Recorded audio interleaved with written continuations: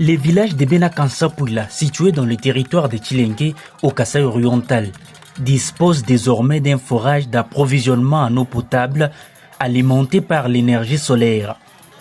Ces projets exécutés par l'Association pour le développement social et la sauvegarde de l'environnement, ADSSE, sous financement du Haut Commissariat des Nations Unies pour les réfugiés, UNHCR, répond aux besoins en eau des habitants, majoritairement des réfugiés et des déplacés victimes du conflit de Kamwena-Nsapu dans la province du Kasaï central.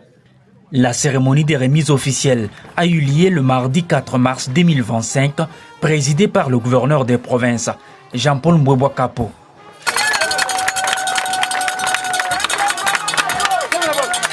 Après avoir coupé les rubans symboliques et ouvert les robinets, l'autorité provinciale a visité les installations en compagnie des responsables techniques et de quelques membres du gouvernement provincial. Selon Fidel Adem Moussavouli, officier chargé de logement et infrastructure à l'ADSSE Grand Kasaï, ce forage a été conçu pour garantir un approvisionnement efficace en eau potable à la population locale. Ce forage a un puits profond de 120 mètres et nous dessert de l'eau à un débit de 3 mètres cubes l'heure qui alimente un stockage de 10 mètres cubes et c'est là qui dessert sur 4 robinets de 2 bornes fontaines. Et l'alimentation électrique est, comme je l'ai dit, par énergie solaire. Nous avons des panneaux, nous avons des accumulateurs et convertisseurs qui nous produisent du courant alternatif à 6 kVA d'énergie. Et c'est là pour alimenter la pompe et tous les réseaux d'eau. Il a précisé que ce forage est destiné à desservir non seulement les 100 ménages du village de Kassampouila, mais aussi les villages environnants. En effet, il y a 2, 3 ans, 5 ans d'ailleurs, la population ici a eu beaucoup de difficultés d'approvisionnement d'eau. Ils devaient se déplacer à plus de 5 km pour trouver de l'eau, de la rivière et tout et consorts. Alors, le forage est ici une solution durable pour la communauté d'ici.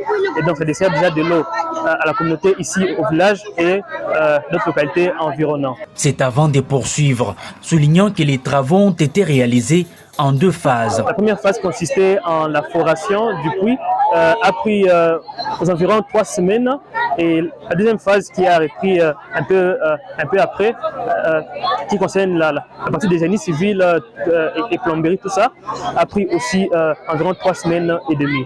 Présent à la cérémonie, Jean-Jacques Ngondo, chef des bureaux de l'UNHCR pour le Grand Kasaï, a tenu à remercier les autorités traditionnelles du village pour leur hospitalité et leur engagement à accueillir les réfugiés rapatriés d'Angola.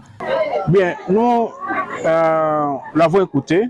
Nous avons écouté le chef coutumier d'ici qui a offert donc la terre pour l'installation des rapatriés, des réfugiés rapatriés de l'Angola, des réfugiés congolais rapatriés d'Angola qui étaient en besoin donc de réinsertion parce qu'ils se trouvaient dans une situation de errance.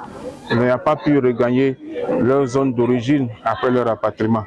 Donc pour ce geste ô combien important, salutaire, nous l'avons remercié et parce qu'il reprend sa communauté qui a accueilli donc cette population.